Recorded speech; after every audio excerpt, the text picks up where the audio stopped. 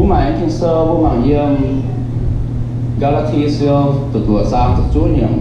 the book of Galatians chapter 6 verse 9 ở bố mày kinh sơ như hỏi của bố con so khu xì mấy tùng hiếu nằm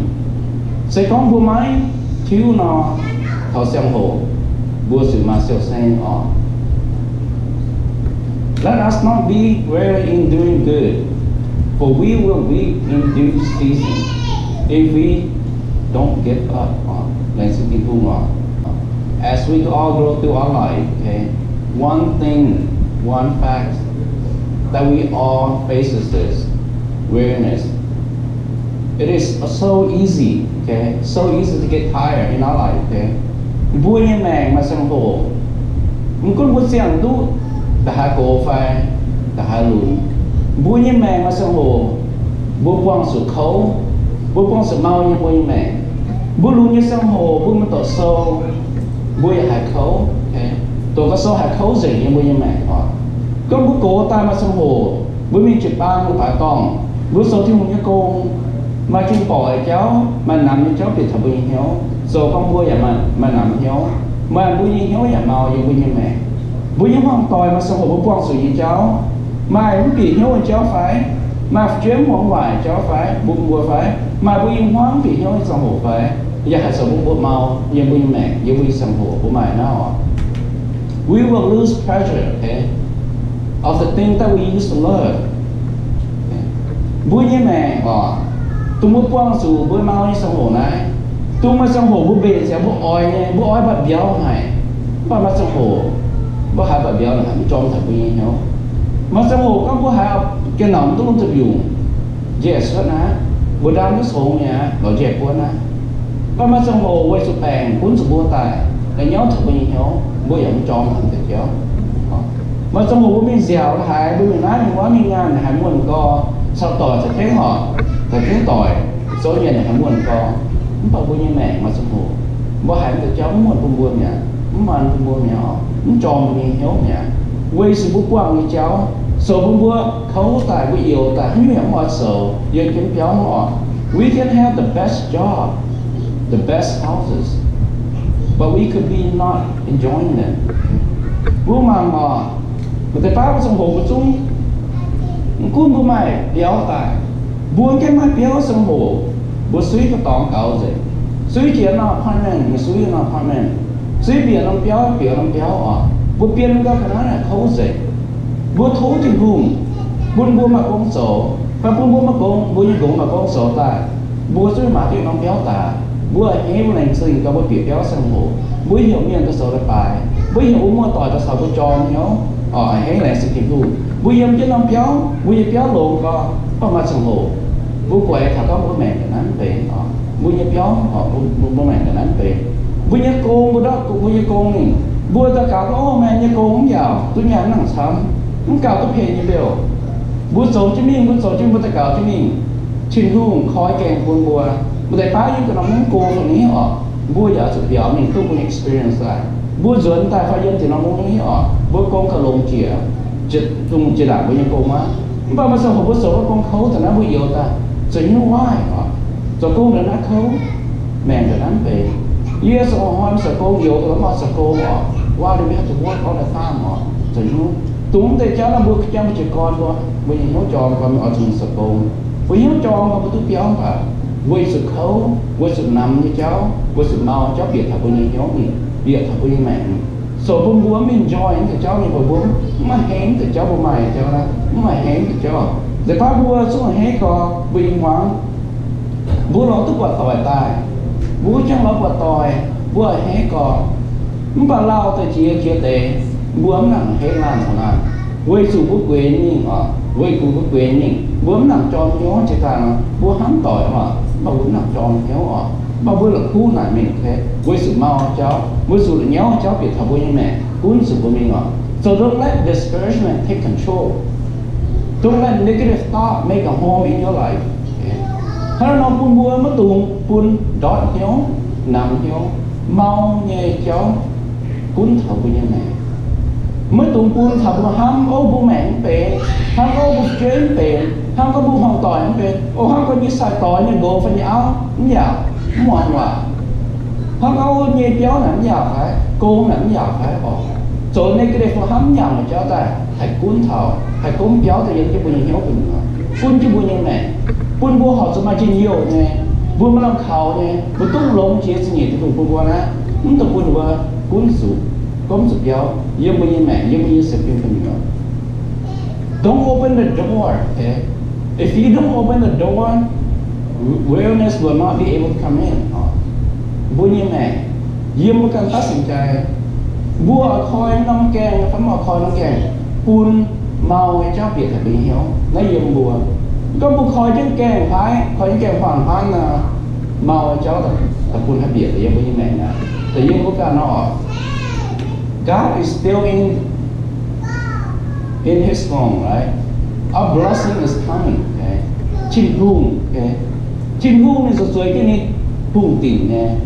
nhưng rồi xíu cũng cho nó bằng kê nè, nhưng rồi xíu cũng cho nhiều nè, okay? Bùa như phú tung bút chiếm sủ nè, tung bút tu nè, tu thiên bút phủy tu nè họ, chim hung là bể xem, tài chính cũng bùa như mẹ nè, sometimes ta tổ cái ta tồn, những bạn này tài chính hả? Bùa mất tụi nằm hiểu, bùa mất tụi đòn hiểu.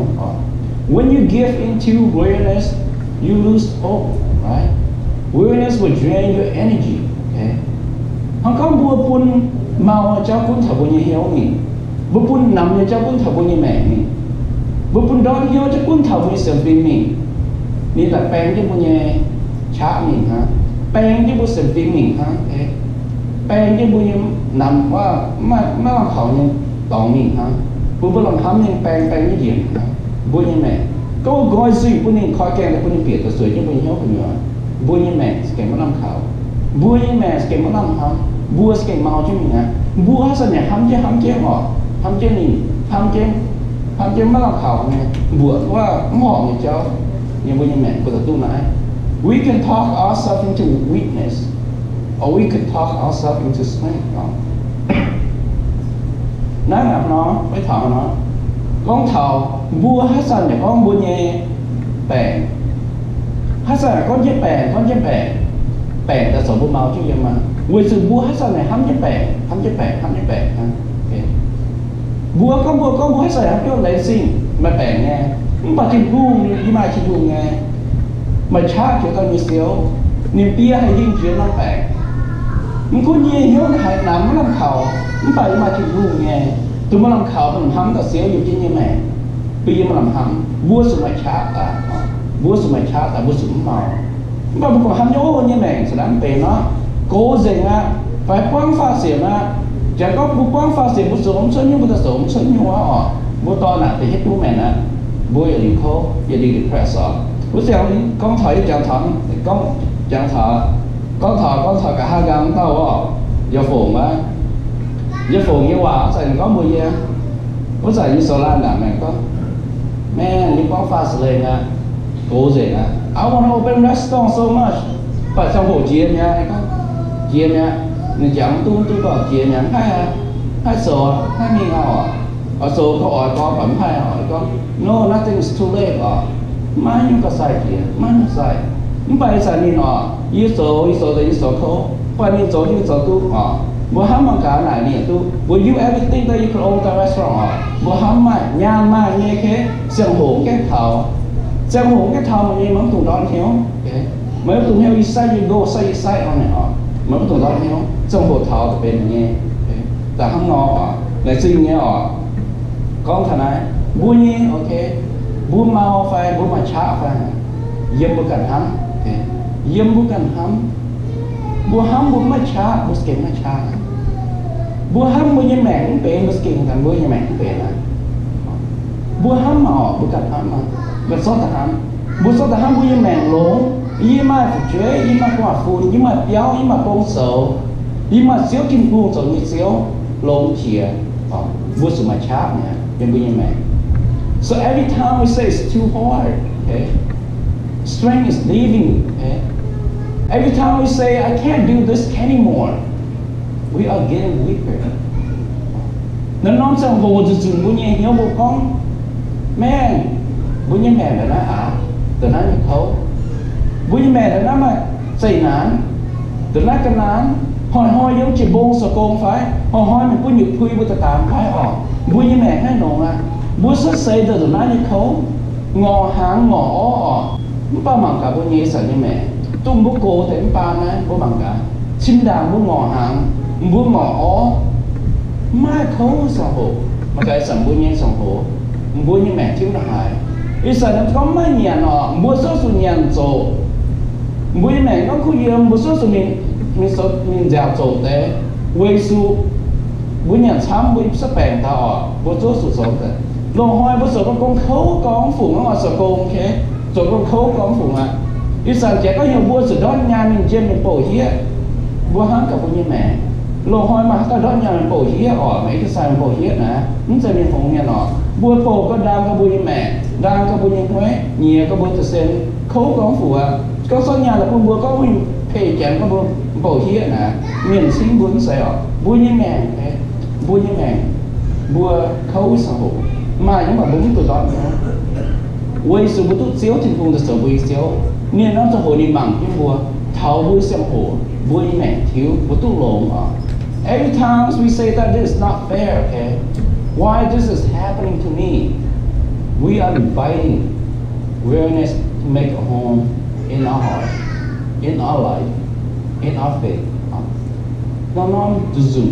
chứ chiếu vào con cũng hỏi nãy giờ những gì sửa hăng nó nãy giờ những gì rồi nãy trộm nãy giờ những gì rồi nãy khấu mà xong men tổ sâu tôi công nhận cái xấu nhưng men rồi nãy nhắm bể vua khoi gọi vua bền xem nhận non chỉ rung đâu nấu hay xuề hay đâu bùn rót hiếu nằm tròn hiếu mới làm khẩu có bị nó béo lộn như giống như bùi hiếu của nó dùng quá cún cho bùi hiếu cún cho bùi sập phim cún cho bùi như mẹ bùn bùi hiểu mà làm khẩu mới làm khẩu giống như mẹ họ bố của thằng ai dùng Philippines nó bố của Philippines okay dùng phần point số tập phải sang tập phán nhận bố có khi tu bùi nhiều mà cha như nhiều years rồi tu á có một I can do all things through Christ who has strengthened me bố mang thằng ai Philippines số nên bố xíu chỉ bùn nên số bùn xíu như nhiều bố mai như muốn cún bèn muốn cún mai xong hồ bố khấu bố trộn như mẹ bố chân được xong mê như mẹ bố mà xíu chỉ bùn yếm bố như mẹ nên bố bố mà cháp bố mang xong hồ từng bố như bố mà xong mê tôi bố chấm chủ như xong hồ nên tôi bố cái xia béo tôi bố ngỏ hàng như xong hồ nên bố mà làm khảo mà làm ấm tôi bố mùi điều gì đó xong hồ bố cười sự bố mà xíu chỉ bùn lỗ hành xíu nên tôi xuôi cái này không tin yêu chiếc thiên tòng mà dẫu cũng như xíu so don't let sickness talk about sickness okay don't let hard time talk about hard time mấy tụi buôn bút bèn như sao hồ hát sao lại hăm cái bèn buôn như bùa như mẹ cũng bèn như buôn nó bèn quang pha xỉu lên ha ấy gì suy bút giảng cao thành nó mình không phải cái hay là nhận tôi là đi nhận cái sự nó bún hăm thằng này vua mình ta mình vua nhận vua mảng cái nhận vua có cùng hiếu cùng làm cái nhận gì về số ná họ vua sẽ cút vua khấu sang hồ vốn tôi quậy thằng có vua khấu vua cái nào vua mẹ hai bền vua life never change vua mẹ thiếu nhà vua mẹ hay thiếu nhà vua cùng hiểu cái thùng vua khấu cái thùng chỉ vua mà cha vua sầu tôi nhiều vua cái gì tôi nhiều nhưng vua như mẹ thế we will have some setback in our life okay but God is singing His song. But God is still our God. His grace is still there. In the storm of blessing, waiting for us. Vua như mẹ, vua cho tao mai trong hồ, vua ở chủ quang chủ. Con bèn phải, đón hiếu phải, hiếu nặng phải, muốn làm khảo phải, vua ngoài điều gì đâu phải, mặn cháu mặn mai lắm mặn thôn phải, dương vua như mẹ nghe. Con bùa có bùa hát sản xuất quang là mà quang bùa ta sự quang và hát sản như bùi mẹ bùa quang ai họ bùa tu quang này không có chén cái bùa mày ta siêu isu mà được tao chỉnh luôn nên hãm hải bùa này ta siêu nên suy cái hoa hùng tỉ sầu bùi như siêu nó nóng sang hồ bùa khoi bùi như hiếu tài bùa khoi bùi như xem phim tài bùi như sầu siêu cuốn chén vua làm thắng vua mặc thảo vua như mẹ hay mà nhiều okay. So stay encouraged. It may not come overnight, okay, but it's coming, right? It is coming. Vua sẽ cho như nhau, vua mới tung nằm nhau, vua mới tung đót nhau. Ví dụ, đi sẵn nó hồ đến vua cái tu, nó hồ đến cái thảo xem hồ, thì vùng như phú tài, thì vùng như trá tài hả? Con thảo này con thảo, như có giờ sinh nó, vua như không mò ta cầu, bằng cháu mà cháu mình á, okay. It seems like there's no more way, no more way. Mà vua ta cầu thì vua mà cháu xuất tài, vua bằng nó mà cháu xuất, lá xuyên nó bằng mà cháu xuất, vua như bao kê như sinh mạng, vua bao kê như hiếu mạng, vua bao kê như hiếu khảo, vua mà làm khảo, vua bao sinh như hiếu mạng, mua mùi liều chia đau sinh men rồi, giờ mạng chân, tôi, vua bao vua mạng thiên hùng vua khảo thiên hùng, vua như xem phim như thiên hùng. Vua mạng số một thiên cung à, nó bao kia, ý mạng nó sẽ mạng nó hết thể, mày mà ra tổ chiếu ha, mày thành cung ha, thiên cung bị chá, vua ninh hạt dồn tai, ý hoài, nó chít tuổi cho nó sầu bùa sầu lập bài, xem thiên cung, mà cả thiên cung như hắn, thung như chá vua thầu bùa này, mà sầu hồ vua làm nhớ, mà sầu hồ vua mất chá cả lọ, không bảo thiên cung, ní sầu bùa siêu, God is good à, thiên cung cái lồng là như siêu, yếm vua như mẹ. So don't let temptation of I've been doing this so long, nothing is going to change. Take control and weigh you down. Mất tụi cuốn nông hạt nè, nông bay mà cha nè, yếm với mẹ, nông temptation là con, không có như số như là, không có như là hai như số đồng như số là, không phải như mẹ hay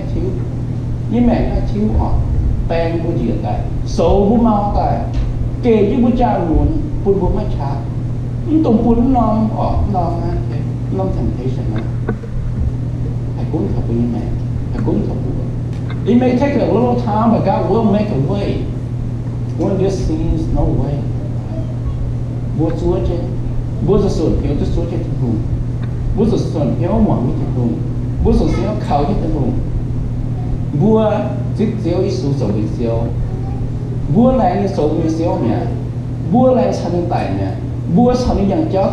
thọ xét mùi, dạng thọ bua bao cái như xét mùi như sang hồ, nên khen bua, nắn cái bua tôi sang những như vậy bua mất tụng đó thế nhưng bua như này, mà cuốn bua quang sụ, bị sang khâu bị sang hồ, bua quang sụ, khâu bị sang hồ phải, khâu nhưng bua như mẹ phải, bua quang sụ khâu bị sang hồ, bua mất tụng đó thế, bua mất tụng nằm như nó. Mà mất tụng vấn đề làm hiếu đót hiếu nhé, mà làm khảo nhé, mẹn bên hay, vua mà làm lộn hay, mà trong mình hay nhé, hay bịa đây, cốm béo yêu mình sản tim, yêu mình mẹ, yêu mình hiếu của mình. Vua sẽ cuốn được tao tụng xéo thực vùng, xéo Giêsu, phủy cho cuốn vua như mẹ, phủy cho mình xéo ta thực vùng, tại yêu cho mình hiếu, cứ nhớ là nó chẳng bộ nó. So nó okay, vua như mẹ, we have to make time and rest in God. Okay? It was very important. Okay? Vua ta tam nhiên vua ta so xem hồ tài, vua ta thả chiếu kích khuẩn, vua ta thả chiếu chiếu thùng. We have to make that time. Okay? Sách nó xem hồ tài, vua không áo phải gỗ nó xem hồ nó hoài, yêu ta thảo như thịt hùng, yêu ta thảo như ta quế cái này sẽ hiền, ta quế cái này sự bỏ phải nhớ phần hót cái gì yêu cho cháu nên con nó sang hồ cho cháu nên chịu thâu yếm như mẹ bữa nay hót gì không có gì mà say nản khâu như chấm chủ nhé yêu sẽ mình giờ hiền như số như xéo như cún gì yêu cho con nó sang hồ cho cháu nên chịu thâu như mẹ bữa cho con nó sang hồ cho chịu thâu we have to take that time being the presence of our God. Okay, we have to rest. Okay, mà sang hồ bữa quên xin mà bằng cái này bữa như mẹ mà để báo bukan sepeng tak kau phải, mà từ giờ bữa như mẹ bữa mau như xem phim phải, mau bukan bằng kia như sang bữa chát mau phải, quay sự bukan cổ bukan quần xin, bukan cổ bukan điều sang mau mình, bữa em bukan như duy nhận, bữa kia bukan như hiếu sầu, mình hay nhận nhận sepeng ta, bữa mình hay số mà tụi mình bữa mình số tao đọc muốn mẹ khâu nhá, ยังบุญยังแม่บุญจะบุญเนี่ยบุญสั่งเมามินแค่บุญจะ take care มันกันไม่เศร้าบุญ have to take care of ourselves ส่วนบุญเมาไปหาเงินบุญยังเสียปีนะบุญอยากจะโกงกันยังเสียปีบุญสลอเสียหัวตายังบุญสั่งเกี่ยวกับบุญจะเนี่ย life will be more fulfilling if we are in a relationship with God บุญยังแม่ให้มาลำเขาให้มาลำหำให้มาไปงอนให้มายิ้มเยี่ยมยังบุญยังแม่ก็บุญไม่ซื้อวิสูจะสดที่มันเสียถึงบุญไม่บุญจะสั่นจูโทสับเสียถึงบุญจะสั่นทางก้องว่าบุญจะสั่นทุกเรื่องจะเสียยังบุญยังแม่ไม่ต้องจังโผบุญยังแม่บุญยังเหี้ยวให้มาคุยเยี่ยมบุญยังเหี้ยวให้มาไปงอนยังบุญยังแม่ God breathed a life into us into you okay God put God first God will crown you with a best blessing จินบูมนี่ปุ่นบัวมาแม่งตายนี่น้องนี่เชียร์ปุ่นบัวมาแม่งตายบัวเสียงที่เนี่ยแม่อีสานบัวมาเสียงที่ไหนจินบูมเนี่ยแม่นี่เสียงที่บัวปุ่นบัวมาแม่งตายถ้าน้องบัวสุขุนจินบูมโซนบอกว่ายังบัวยังแม่แต่ยึดอยู่ยังบัวยังแม่เจ้าหน้ายังบัวยังแม่เลี้ยวเขาจินบูมนี่มายังฟูนี่เบสเสียงยังฟูยังลำน่ะเป็นบัวยังฟูยังลำนี่เบสเสียงยังฟูน่ะบัวยังฟูบุญช่วยจะได้เบสจากคนบัว so we have to make God okay make God your Lord and Savior บัวจะต่อเสียปรุงแต่เสียมิสูนิ่งแต่ยังสังจาปุ่นไม่ okay นุ่นใส่ปุ่นให้เต้า but he died on the cross for you okay he came down to earth for you not for anybody else but for you okay his blessing in the storehouse is for you okay? It's for you claim it okay Make him your Lord and Savior. Make him your God. Okay? Have faith in him. Buồn xíu thì buồn. Buồn con là xíu buồn thì buồn mẹ. Nên ta yên rằng cả, nên xuất xây ra cả buồn mẹ. Nên sẽ buồn hơn ta buồn mẹ. Nên bền sáng như phú, nên bền sáng như chiếc con. Buồn mẹ. Nên bền sáng như song mênh. Buồn mẹ. Nên bền sáng tụi có cháu trộm rẽ mà cháu. Mẹ không bền á, ba mẹ nghe. Buồn như xây ô của con mà buồn mẹ. Mà sao một con bùa mà cho hạt tu béo giờ mà hạt bia không máu rồi có chín hùng nên bề sáng của mày nhé bùa chúa chứ miền tài nhé bùa sự xiên khẩu này bùa sự khẩu này bùa mình tu nằm nhớ mình tu buôn nằm nhớ cháu sẽ cún chịu bùi mẹ mình tu buôn đó nhớ cháu cún chịu bùi mẹ mình tu buôn làm khẩu cháu cún chịu bùi mẹ rồi năm sau bùa bùa sự khẩu sẽ chịu bùi mẹ